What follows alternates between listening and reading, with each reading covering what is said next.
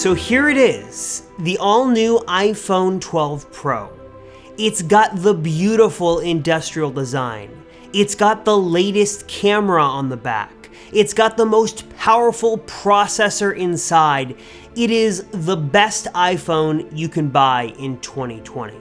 But maybe you should hold off on buying it. What if instead of spending $1,000 on the shiny new but also kind of cool looking iPhone 12 Pro, you instead spent that money on some other things? AirPods, an Apple Watch, an iPad, and yes, a brand new iPhone, all for the cost of one iPhone 12 Pro. I know this sounds a little crazy, might even sound like a dream to some, but I'm about to explain myself and make that dream become reality.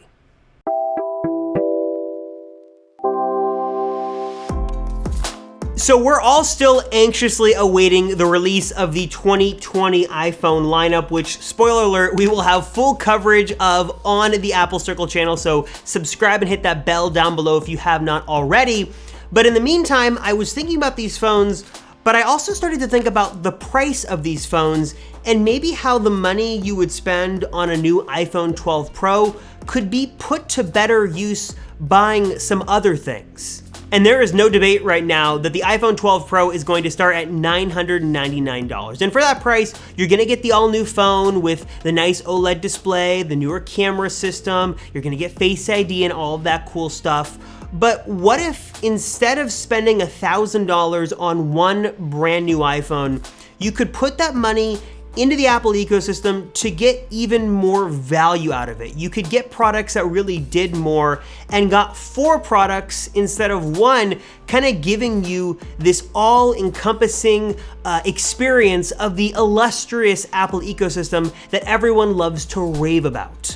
Maybe instead of spending your money on one of the new future iPhones, you should instead invest that money into the Apple Starter Pack, because I think you'll be pleasantly surprised with what you're gonna get. So meet this assortment of Apple products that I am putting together in what I'm calling the Apple Starter Pack, for lack of a better word. Essentially, these products all working together allow you to get the very most out of the Apple ecosystem and get all of the benefits of that ecosystem with these products that provide a ton of value, but also do not break the bank. And at the heart of this Apple Starter Pack and this product that really was the catalyst for this whole idea is the iPhone SE. It doesn't have the fancy higher-end features of the iPhone 12 Pro, like an OLED display or multiple cameras or Face ID. But what it does pack is a whole lot of value and a very rich feature set, especially when you look at its price, which is a fraction of what the higher-end iPhones are currently at retail for. Now, like I just mentioned, you're missing some things here on the iPhone SE. You don't have an OLED display, it's LCD. You don't have multiple cameras on the back, it's just one. And you don't have Face ID, you have Touch ID, which I might argue at this point in 2020 maybe is a pro instead of a con, but that's rambling for a whole other video. You've got the A13 Bionic processor inside, kind of Apple's 2019 flagship processor, which is also found in the Pro end phones. That's not only going to do a phenomenal job at competing with other phones in this mid-range category, but is also going to, in some cases, kind of obliterate the higher-end flagship Android phones that are twice or even 3 times the price of the iPhone SE. You've got a single camera on the back, but it is an excellent camera that's going to take full advantage of Apple's smart HDR technology and can shoot 4K video. And yeah, the design's a little tried, a little true, a little tired. We've seen it before, and there is no way to get around the bezels on the iPhone SE. But when you consider all this phone offers and then look at its $400 retail price tag, there are many, many reasons to love this phone. It's a great recommendation for friends and family members, even for you to pick up for yourself. It's powerful now, it's gonna get lots of software updates, and it's just a great choice that's gonna be reliable and very, very useful for years to come. Next, we've got to pair our iPhone SE with its best friend, its companion, the appropriately named Apple Watch SE, that's really gonna give us the most out of this Apple ecosystem and this iPhone experience. Now, if you missed kind of our recap on the Apple Watch SE and the Apple Watch Series 6 and why these watches are special and how they compare, we'll link to a full video up here and down below, but here's the short of it. You're getting an almost edge-to-edge 40 or 44 millimeter display here. You have the S5 processor inside that's super snappy and powerful from the Series 5. You've got the always-on altimeter, you've got the built-in heart rate sensor, access to Apple's new family setup feature, and a whole lot more. And you are missing some things if you compare the Apple Watch SE to the Series 6. There is no always-on display or the ability to do an ECG or a blood oxygen monitor. But when you consider that this Apple Watch starts at $280, it provides a tremendous amount of value and functionality for its price. You could even save some money here and go with the Apple Watch Series 3, but I would argue very strongly that the $80 difference between the Apple Watch Series 3 and the Apple Watch SE is incomparable in contrast to the amount of functionality and the features you're getting with the Apple Watch SE. Better screen, better battery life, better processor that's gonna make it way more usable. I would definitely recommend going with the Apple Watch SE.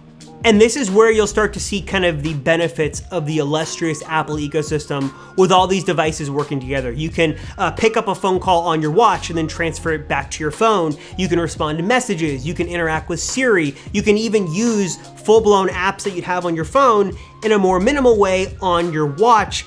This is just really where you'll kind of start to see how the combination of an iPhone paired with an Apple Watch really can start to make your life easier. You kind of see the benefits of the ecosystem, and you see that an Apple Watch and an iPhone is kind of a match made in heaven. So now that you've got your iPhone and your Apple Watch, you need another accessory, something very important that you're either going to love or hate, something some people have praised, others have bashed. One of the most polarizing accessories Apple has introduced in the last couple of years. Of course, I'm talking about AirPods. Now, some people love them, some people hate them, but what you can't argue with AirPods is that this is where you really start to see this intangible magic of Apple products. There is no on or off switch or any kind of physical toggle. You just put the AirPods in your ears and they just start working. They sound really good. They have excellent battery life, especially when you pair them with their battery charging case. And they'll now automatically switch between different devices as you listen between your iPad and your iPhone and your Apple Watch. It'll all switch automatically for you. AirPods are simply just great. Now, to keep everything in line and kind of on target for our $999 price tag, we're gonna go with the standard second gen AirPods with the wired charging case. You could splurge for the wireless charging case, even for AirPods Pro if you're feeling like treating yourself, but for this one, we're gonna keep it simple. And last but not least, to take full advantage of the Apple ecosystem in 2020, you just have to have an iPad, but not just any iPad. This is the all-new 8th generation iPad that, just like the Apple Watch SE, is just a few days old at this point. This thing is brand new and it is better than ever. It's got Apple's A12 processor inside, which makes it very capable of doing anything you'd want to do. You can play games, you can watch movies, you can type, you can write, you can draw with the Apple Pencil. There is so much that this iPad can do, and with this new processor inside, you can take full advantage of all the iPad's benefits, as well as all the new software goodies with iPadOS 14. It'll work with different Apple accessories like the Apple Pencil and the Smart Keyboard Folio, and look, I was someone who was a very long holdout of jumping onto the iPad bandwagon. It just seemed like a bigger iPhone to me, and I did not really see the purpose, but I was obviously wrong. I use this for notes for all the videos I'm doing here on this channel, and now I'm a believer. The iPad is great, and once you kind of get used to the new iPad ecosystem and all the things that iPadOS can do, and the different apps and the games and the iPad accessories, it is a very unique and a very important part of what makes up this Apple ecosystem, especially right now in 2020. Okay, so quick recap. iPhone SE, Apple Watch SE, second gen AirPods, and the base $300 iPad. Now that you know all the devices, let's crunch some numbers and get them all for under $1,000. So first, let's start with the iPhone SE. You can go to Apple and spend $399 and buy this thing at full retail, and I still think it's an excellent device and a very reasonable price point. But the deals on this phone are kind of a dime a dozen, and if you do a little shopping and you do your homework, you can find this phone for like half off of retail. And depending on the carrier and where you are in the world and your plan, there are different deals to be had, so we'll include a number of different ones down below. But for the case of simplicity in this video, I found this deal from Walmart that has the iPhone SE available right now. You can take advantage of this for $199. That is 50% off. Next, the Apple Watch SE is a little bit trickier. This is a brand new watch that, again, is just a couple of days old at this point, so the deals are a little few and far between. There are some deals on the higher end models if you wanted a cellular version, for example, or maybe a bigger screen. And again, all these will be linked down below as they pop up. But for the sake of simplicity, we're gonna stick with Apple, buy this from Apple for 280 bucks. This is kind of the best deal in town for this model right now, so we're gonna go to the source for this one. Next up, AirPods. These have been around for a while, so there are lots of deals to be had. We're gonna go with Amazon. They have these for 129 bucks. Let's save 30 bucks, get brand new AirPods, and it's easy as that. And last, but certainly not least, the 8th gen iPad. Again, kind of like the Apple Watch, this is still brand new. There are a couple of deals that we'll link to below, but for the sake of simplicity for this base model, we're gonna go back to Apple, buy it for $329 and call it a day because we're still right in line with our target price. So update on this kind of mid-edit. As I was editing this video, a new iPad deal dropped on Amazon. That's an even better deal, obviously, than full retail at Apple. Excuse the weird camera move here, but iPad 8th gen here on Amazon for 299 bucks. I'll save you $30. Go ahead and grab the latest iPad from Amazon and save yourself 30 bucks. Link down below. Of course, there are a lot of other ways you could buy all these products. You could go the education route and save some money. You could buy these things used and save even more money. But just kind of for demonstrational purposes here, I went out and bought all these products brand new today, just by doing a little shopping, finding some deals. And even if you total all of these up, we're still coming in well under our target $999 pre-tax price. So that means we've got all these devices for less than one iPhone 12 Pro. I'd call that a job well done and mission accomplished. Okay, so we've got all the products. We now have our Apple starter pack built out. What's the point of this and why does it really matter? Is it just about saving money or is there more here? Is there a lesson we can learn about Apple and maybe some hints, some clues we can find that maybe signal what Apple is planning to do in the future? First off, I just think it's cool to see Apple kind of innovating and really working at this lower end of product categories. When we oftentimes think of Apple only focusing on the higher end stuff. We always hear about Apple only focusing on the Pro stuff, the MacBook Pro, the iPad Pro, the Mac Pro. And yes, there is a very large amount of professionals who will spend the money and pay the premium to get the higher end Apple products for a number of different reasons. And I wouldn't be a bit surprised if Apple kind of continued to build out this SE name as its own kind of product category. So we have the iPhone SE, we have the Apple Watch SE now. I wouldn't be the least bit surprised if Apple was to introduce the SE as kind of a new pillar in their product category. So you have the Pro models that have the higher end internals, they have the latest and greatest cutting edge stuff inside, they have the industrial design, they have all the stuff you'd expect for a very premium priced product.